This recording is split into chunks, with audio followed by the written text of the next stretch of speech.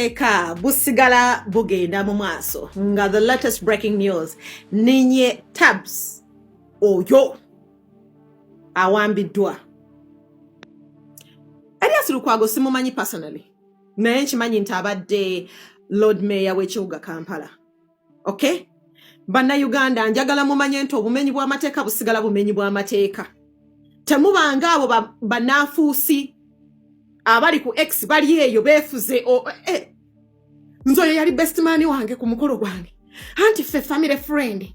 Anti ffe tuine namba ye. Kale no juzi nayogeddeko naye. Therefore teyandiwambiddwa. Obwo obunnanfuusi, that kind of reporting is terrible. Yatuusiza eggwanga lyaffe wano we tuli. Mwokulowoozanga nti ekintu kiryokke okolebwa ku muntu omulala okujjako kasa kibanga tekikutte kuba mmwe.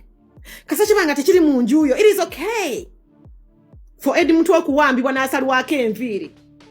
But when it comes to Erias Lukwago, that's where you draw the lines. Banemulekerawo obunnanfuusi bannayuganda tebulina gye bubatuusizza. Simon Kagwanjala obunnanfuusi. Gwe ne bu group waliwo obusajja obukatuliki obumu bwe nakyawa nga just okalaba obulabi bwe nti manye ebigenda okukavaamu eva bya kisero. Obumenyi bw'amateeka busigale nga bumenyi bw'amateeka. Condemn it nga kikoleddwa ku muntu omulala for as long as bumenyi bw'amateeka. Okay? Always condemn ebintu ng'ebyo. Don't condone it. Nemuvayo ne ego. Banange simanyi muntu asobola kunnyamba na ngamba ekigambo ego mu Luganda. Bantu mmwe mulina ego. Yala always like mubalata just because it hasn't reached in your circle of friends, and once it does nemutandika okugwirana. Guys, I remember vividly Samson Kasumba nga awambiwa. I remember so vividly. Oyinza ogamba byabaddewo ggulo. Kiranduhikire. Mwali muvuga, it's either he was ahead of you or you was ahead of her. Ahead of him. I remember that story vividly. I followed it up. People demanded for the release of Samson Kasumba. Samson Kasumba kati yafuka ekisasalala. Let me tell you guys, yeah? Abantu ba NBS mwatweetinga nga mu demanding of the release of Samson Kasumba. Only for him to come out. Nga yasase na dead deal. Only bwe kikwata kuwa mwawo nga muvaayo aba NBS nga mugwirana. Obumenyi bw'amateeka sigamba nti biri mu kuddamu. Ebya bajjajja baffe ebyabalwanya bizzeemu byaddamu dda. Osobola okumulira John Bosco Kyabalama gyali. Teyabuzibwawo. Kati lwaki ogamba nti ekyokubuzibwawo abantu bizzeemu? Oli musiru. Siri Muganda naye mmanyi ogamba nti bizzeemu kitegeeza nti byakatandika. Byaddamu dda. The hypocrisy gye mulina bannayuganda teyina weebatuusizza. Mubaddeawo nga muwujja obunyama ng'eggwanga we lifa. Muwujja obunyama eri eggwanga lifa. Muwujja obunyama buli kimu kyonooneka. Bwe bakwata ku wammwe ne mutandika otubuulira nze yali gundi bw'ati kale nze no. Bazze bawamba abantu. Condemn buli ekibi ekiba kikoleddwa. Those men in uniform.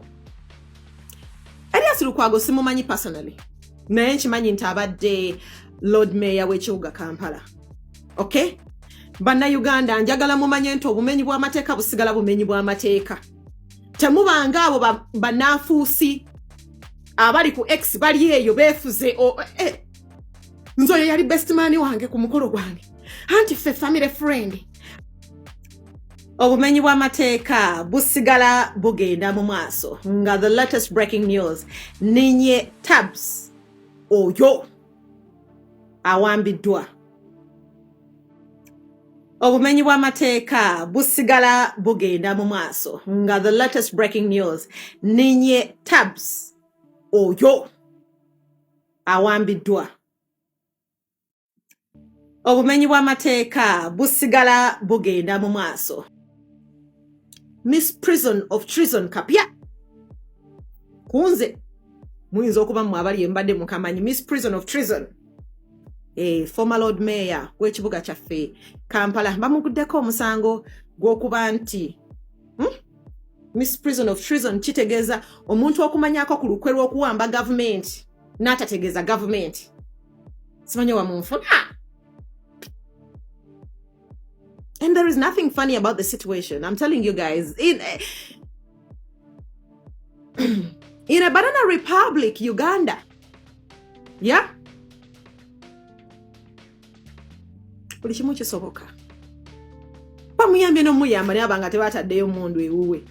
Byonna babikoze abantu ba National Unity Platform. Guys, National Unity Platform tewumulangako ku misango. Tewali lunaku balooya ba National Unity Platform bwe baali bakedde from morning until evening ne luziba nga tebalina cases.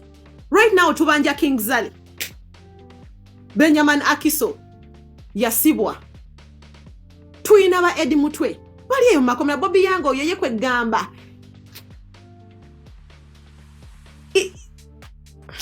Machete, Olivia Lutaya, Miss Prison of Treason kapya kunze muyinza okuba mmwe abali embadde mukamanyi Miss Prison of Treason. Former Lord Mayor w'ekibuga kyaffe Kampala bamuguddeko omusango gw'okuba nti Miss Prison of Treason kitegeeza omuntu okumanyako ku lukwe lw'okuwamba gavumenti n'atategeeza gavumenti. Simanyi wamunfuna. And there is nothing funny about the situation. I'm telling you guys. In a banana republic, Uganda. Yeah?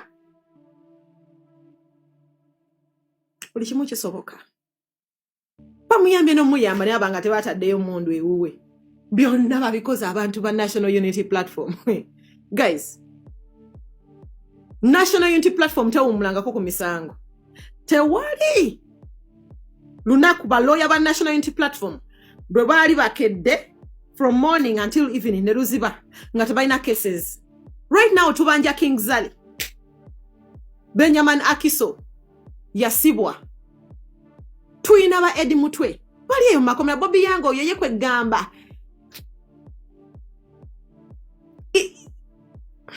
Machete, Olivia Lutaya. Elias Lukwago simumanyi personally. Condemn it nga kikoleddwa ku muntu omulala for as long as mumenyi bw'amateeka. Okay? Always condemn ebintu ng'ebyo. Don't condone it. Nemuvayo ne ego. Banange simanyi muntu asobola kunnyamba na ngamba ekigambo ego mu Luganda. Bantu mmwe mulina ego.